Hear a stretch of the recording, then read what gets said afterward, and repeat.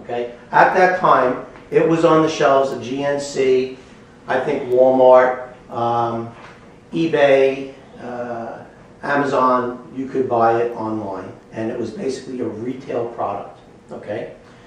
And although Dr. McCord had this scientific breakthrough product, that ABC Primetime did an investigative report, which actually turned out good, which investigative reports never turn out.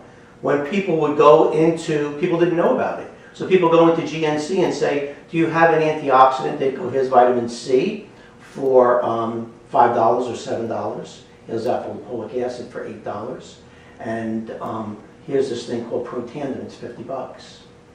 And so the person who's checking you out at GNC is pretty much not educated in nutrition. They make sure you don't steal anything, and they know how to work the register when you leave, okay? So they were losing $1 million a year. 1 year, 2 years, 3 years. Finally, they decided maybe we should sell our product, because when that investigative report came out, the stock went from 17 cents to close to $20, and they couldn't supply the demand. And so naturally, as a company that can't meet the demands of the public, the stock went back down, and they continued to lose money because they couldn't fill their orders. So Dr. McCord is a scientist. He is the founder of free radical biology. He's the one who discovered how people age, rust from the inside out. He said, I've spent 40 years in a lab. I don't know how to run a business. I'm not a retail guy. I'm not a product guy. I'm a scientist. Okay? David Brown, the president of our company, said, well, there's a story that needs to be told with this, and you should sell it in a direct sales model. And they said, no way. And he said, yeah, wait. And he said no, and went back 3 and 4 months. Board of directors, finally they allowed him to do a pilot. And the pilot, the first year, instead of them losing $1 million a year, they had $12 million worth of sales. The second year, they had $39 million worth of sales. And the third year, they had $126 million worth of sales. And I want to tell you, we'll stop there and I'll backtrack a little bit to the product. But that's how it got off of the shelves of GNC and into a direct sales model. Now, remember I said it's an antioxidant sitting on the shelf. Well, this is not really an antioxidant. And you'll look on your sheets, you'll see, Tom, would you be good enough to pass that to me behind you there? Thank you. There is something up here on the right-hand side called an NRF2, a NRF2 synergizer. So when you take an antioxidant and it goes into your body, it has to go into the cells and be absorbed, right? This is actually a NRF2 synergizer. What this supplement is, and I don't even really want to call it a supplement, is a synergistic blend of 5 herbs, which those 5 herbs create a proprietary blend, and that blend is 1,800 times stronger than the sum total of its parts. In other words, you couldn't eat as much herbs as you needed to create that effect if it wasn't in this proprietary blend. And Dr. McCord and our company wound up with the patents to it. But you can't put a patent on an herb or a supplement. If they're natural, you can't do that, right? But you could on the effects that it creates. So we're going to call this an indirect instead of direct. Even though you take it by your mouth, it goes to the cell, it goes to the DNA or the genes, and it activates them to produce our own body's scavenger enzymes, which are proteins. And what they do is one molecule of that will interact with up to 1 million free radicals per second, 24/7. You see it on the top here. So would you rather have a direct antioxidant that's 1-to-1 and you're done, or an indirect that tells your genetic code to upregulate, and one molecule of one of these scavenger genes will come up and interact with up to 1 million free radicals. That's the bad guys, right? That's the ones that make us age and gives us disease, per second, 24/7. Okay? So I know which one that I want. Now, why is this important? Well, it's so important that there is a government agency called PubMedgov. And this is the U.S. Library for Clinical Research. Okay? So, in other words, it's the Supreme Court of Medicine. If you want to know whether or not something works or not, you don't go to the University of Google, you go to PubMed.gov, because you notice when things tend to have that .gov or .edu at the end, they're much more factual than the .com ones. Anybody can make a .com, right? But a .gov, no. So what happens?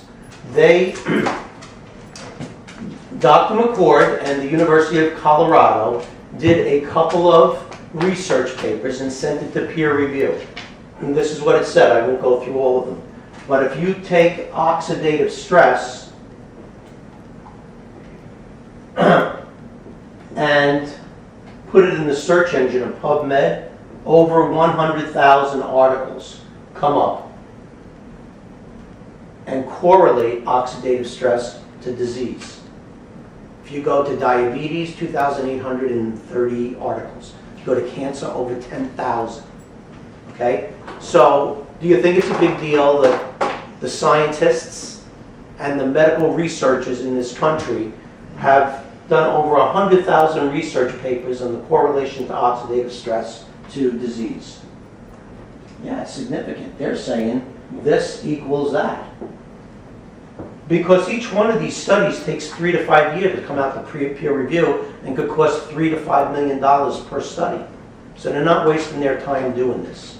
It's not saying that it's clinical. 5 guys in a room put skin cream on and said, yeah, it feels better after sunburn. It's not a clinical trial. It's peer review research. So it's the Supreme Court of Medicine. Okay? So Dr. McCord in the University of Colorado did a study, and if you put protandem in oxidative stress into the search engine, now 14 peer review science papers come up. The first one said, this thing that's linked to disease, right? That oxidative stress is reduced by our product on an average to 40 to 70% in all. That's 100% of the mammals, 100% of the time, reduced in the first 30 days.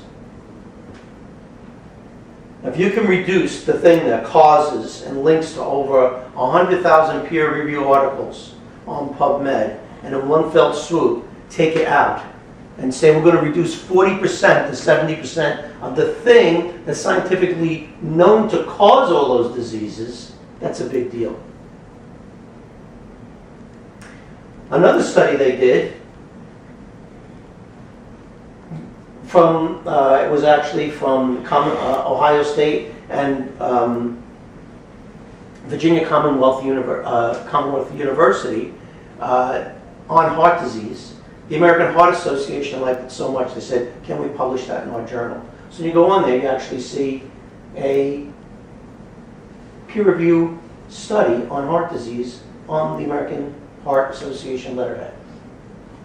LSU did a study and says it breaks the link in stage 2 carcinogenesis of the skin. Is that a big deal? Yeah. So now that the medical doctors have done the peer review on this, along with biochemists, 7 biochemists and 6 medical doctors have to sign off on a peer review paper. If they're saying that it is, how can medical doctors say it's not? It's their peers that validated this. Right. And I'm only going to tell you about one more thing on the product. One of these scavengers, I'm going to touch on it just briefly, because Dr. Keller, who's the head oncologist at Yale, said he never saw a cancer patient in 35 years that was not glutathione depleted. That means everybody with cancer doesn't have enough of it. That scavenger enzyme is increased by our formulation in a peer-reviewed study 300 to 400% in 90 to 120 days on the product. What is the glutathione? It's a scavenger enzyme. It's a protein But what that our kind? body makes, and our DNA, our genes make okay. it. But our genes, when they're damaged by free radicals, get messed up signals and they can't make it. And so in our lifetime, they say that 5 times we have cancer cells in our body. But if our immune system is strong and the glutathione is high, we fight it. If it's not, so the question is, when did you get your first cancer cell? When was that? When did you get your first plaquing in an arterial wall? When did your blood pressure first start to go up? When did your cholesterol first start to go up? They're silent. We don't know these things until a disease happens, and now these guys are correlated directly to oxidative stress and the depletion of enzymes in our body that this formulation increases. So I have to ask you the question. Don't believe me, go to PubMedgov and do your own research. But if there was a company that held the patents, that held 14 peer reviews, that nobody else had, was publicly traded company, that ABC Primetime did an investigative report on it, did positive slant on it, do you think that that company may have some value?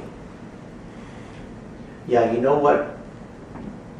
Being able to know what's going to create a fortune, what people are going to want, and be able to get there first is called an opportunity.